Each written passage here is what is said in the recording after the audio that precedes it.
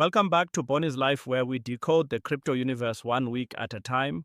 I'm your host, Bonnie, and if you're new here, hit that subscribe button because we're about to dive deep into what could be one of the most pivotal weeks in crypto history.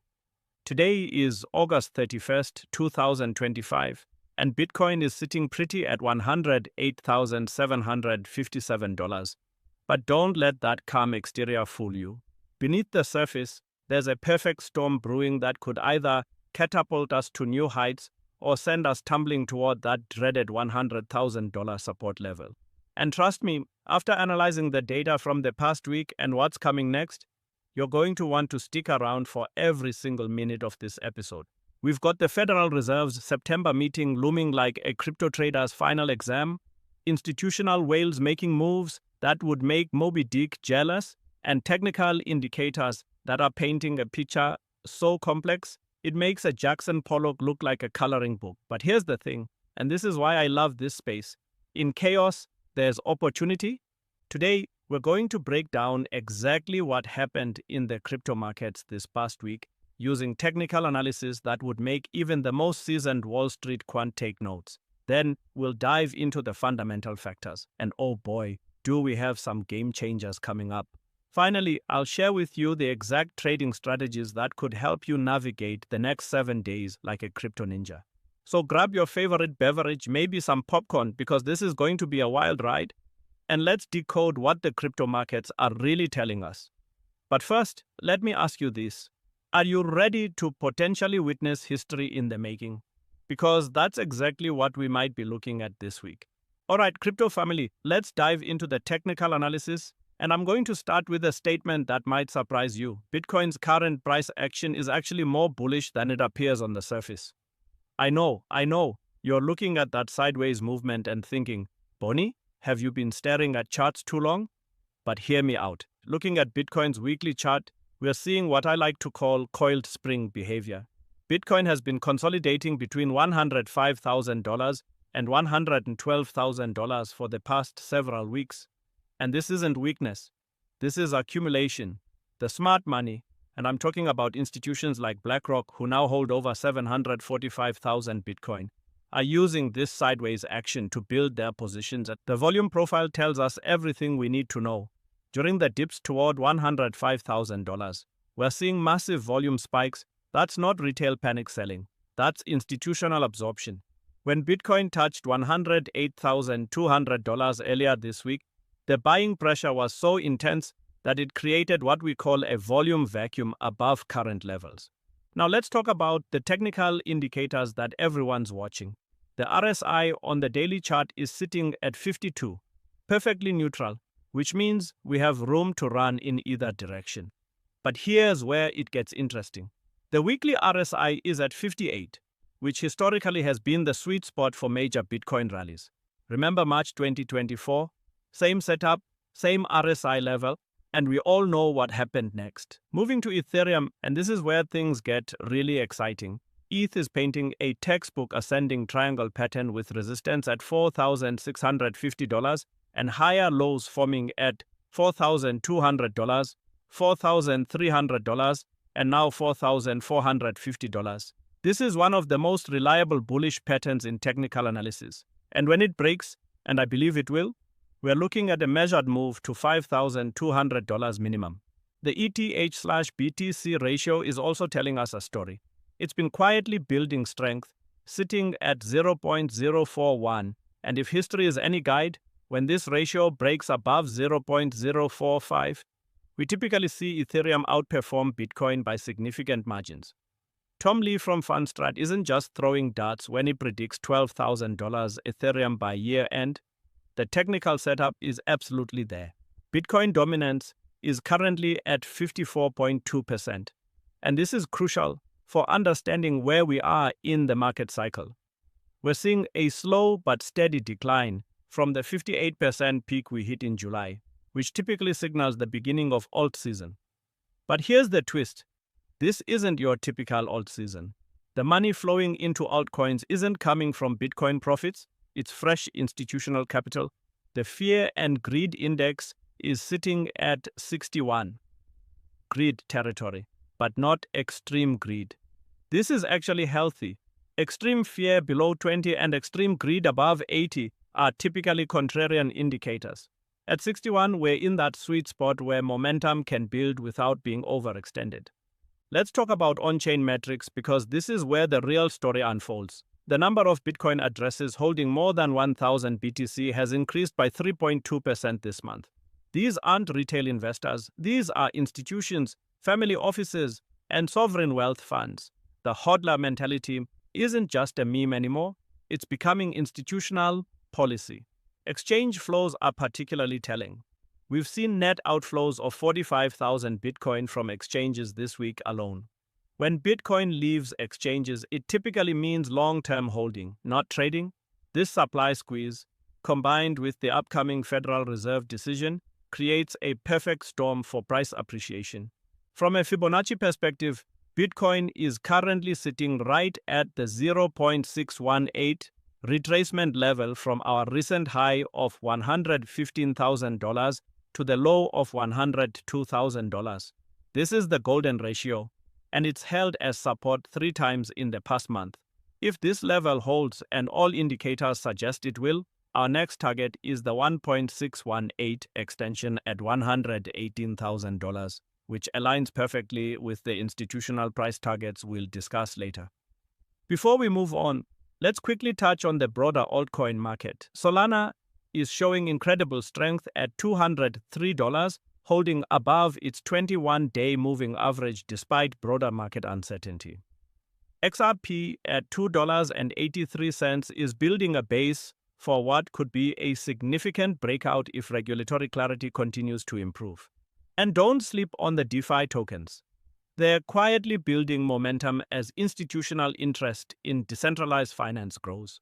So, to summarize our technical outlook, Bitcoin is in a bullish consolidation pattern with strong institutional support.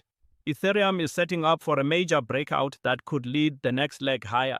Altcoins are showing selective strength, particularly in sectors with clear regulatory pathways.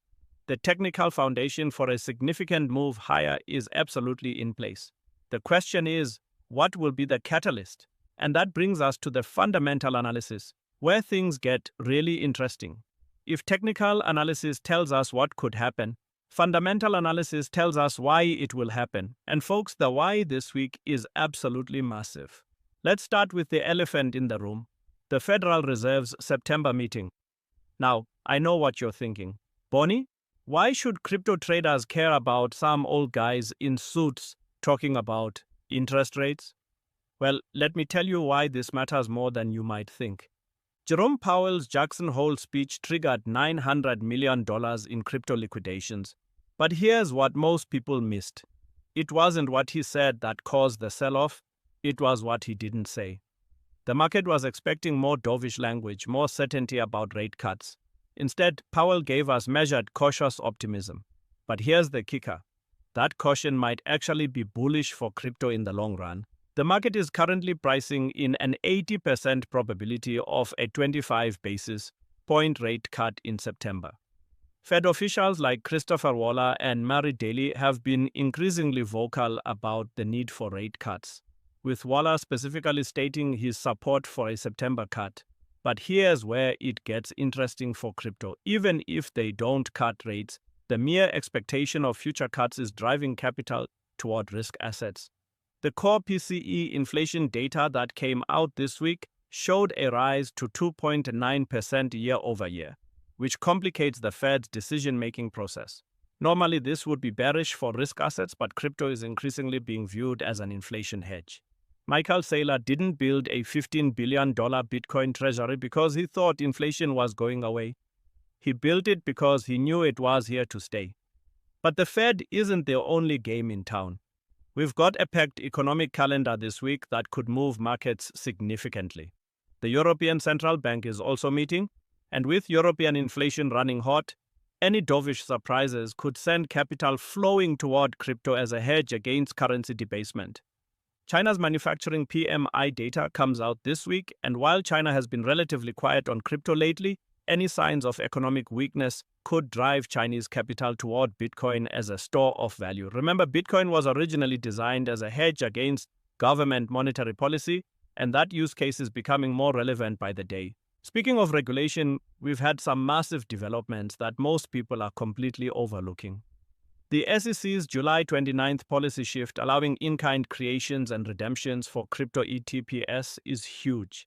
This aligns crypto ETFs with traditional ETFs and removes a significant friction point for institutional adoption. The Clarity Act moving through Congress is another game changer. This bill would mandate that the SEC allow digital commodities and permitted payment stablecoins to be traded by broker-dealers. If this passes, and the momentum is building, it would essentially create a regulatory highway for institutional crypto adoption. Let's talk about what's actually happening in the institutional space, because the numbers are staggering. BlackRock's Bitcoin ETF now holds 745,000 Bitcoin. That's more than Coinbase and Binance combined. They're seeing daily inflows of $24.6 million, and their Ethereum ETF is about to surpass Coinbase as the second largest ETH custodian. But it's not just BlackRock. Corporate Bitcoin adoption is accelerating at a pace that would make your head spin. Companies now hold over 5% of Bitcoin's total supply, turning their balance sheets into what I like to call high-stakes bets on digital gold. This isn't speculation anymore. This is corporate treasury management. Here's something most analysts are missing. Global monetary policy divergence is creating a perfect storm for Bitcoin. While the Fed might cut rates, other central banks are dealing with their own inflation problems. The Bank of Japan is still dealing with the aftermath of their yield curve control policy. The ECB is walking a tightrope between growth and inflation, and emerging market central banks are caught between a rock and a hard place. This monetary policy chaos is exactly what Bitcoin was designed for. When you have major currencies potentially weakening simultaneously, where does capital go? Historically, it went to gold, but we're living in a digital age, and Bitcoin is increasingly being viewed as digital gold, but with better portability, divisibility, and verifiability. We also can't ignore the geopolitical landscape. Tensions in various regions are creating demand for neutral, borderless assets. Bitcoin doesn't care about your passport, your political affiliation, or your government's monetary policy. It's becoming the ultimate hedge against geopolitical uncertainty. Energy markets are another factor that's flying under the radar. Bitcoin mining is becoming increasingly efficient, and with renewable energy costs plummeting, the environmental narrative against Bitcoin is losing steam. In fact, Bitcoin mining is driving renewable energy development in ways that traditional industries never could. The stablecoin market tells us another story. Total stablecoin market cap has grown by 15% this quarter, reaching new all-time highs. This isn't just speculation. This is infrastructure. Stablecoins are becoming the rails for global digital commerce. And every dollar in stablecoins is a dollar that's ready to flow into crypto assets at a moment's notice. So when we look at the fundamental landscape, we see a convergence of factors that are all pointing in the same direction. Increased institutional adoption, regulatory clarity, monetary policy uncertainty, and growing recognition of Bitcoin as a legitimate asset class. The question isn't whether these factors will drive crypto prices higher. The question is how high and how fast. Now, let's hear from the titans of the industry, because when Michael Saylor, Cathie Wood, and JP Morgan all start singing from the same hymnal, you better pay attention. And trust me, what they're saying right now will blow your mind. Let's start with Michael Saylor, the man who literally put his money where his mouth is with over 600,000 Bitcoin on MicroStrategy's balance sheet. In his recent CNBC appearance, Saylor made a prediction that had even the most bullish Bitcoin maximalists doing double takes. He's calling for 30% annual growth in Bitcoin for the next 20 years. Now, before you dismiss this as hopium, let's do the math. If Bitcoin grows at 30% annually from current levels, we're looking at $140,000 by next year, $180,000 by 2026, and hold on to your hats, over $21 million by 2045. Now, that might sound insane, but here's the thing. Bitcoin's historical compound annual growth rate from 2013 to 2025 was 40%. Saylor isn't being wildly optimistic. He's actually being conservative based on historical performance. Kathy Wood from ARK Invest is equally bullish, but her reasoning is different and equally compelling. Wood sees Bitcoin hitting $1.5 million by 2030, and her argument centers around Bitcoin's role as an inflation hedge and store of value in an increasingly uncertain monetary environment. What I love about Wood's analysis is that it's not just about price, it's about utility and adoption. ARK's research shows that if Bitcoin captures just 10% of the global store of value market, which includes gold, real estate, and other traditional stores of value, we're looking at a market cap of over $28 trillion. With only 21 million Bitcoin ever to exist, that puts the price per Bitcoin at over $1.3 million. And here's the kicker. Wood thinks 10% is conservative. Now, JP Morgan's analysis is particularly interesting because they're approaching this from a pure risk-adjusted return perspective.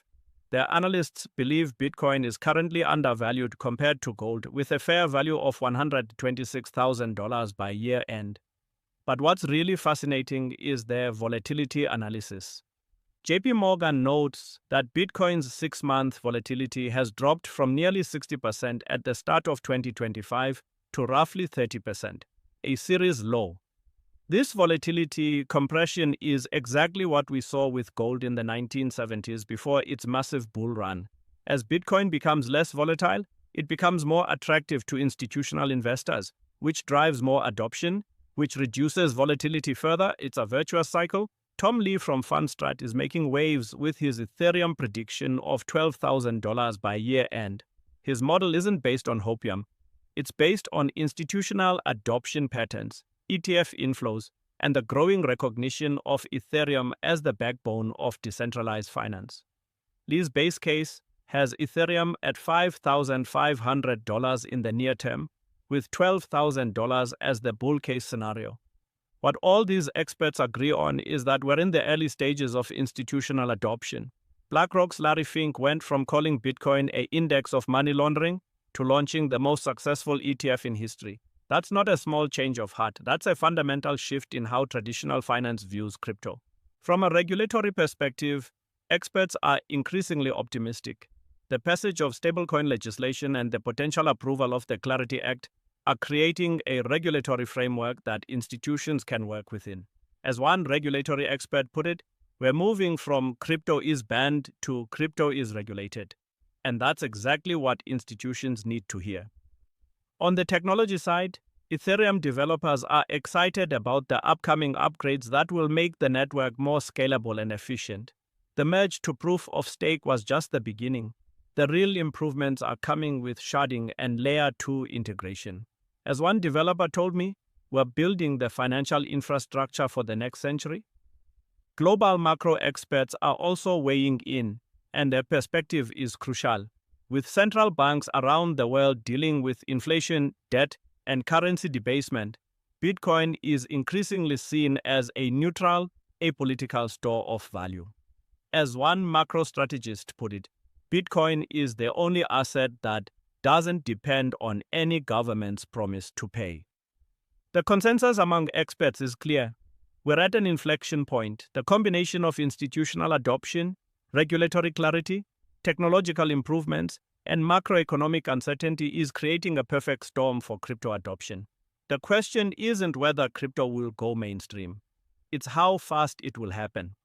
All right, crypto warriors, this is where the rubber meets the road. You've got the technical analysis, you understand the fundamentals, you've heard from the experts. Now let's talk about how to actually trade this market over the next week.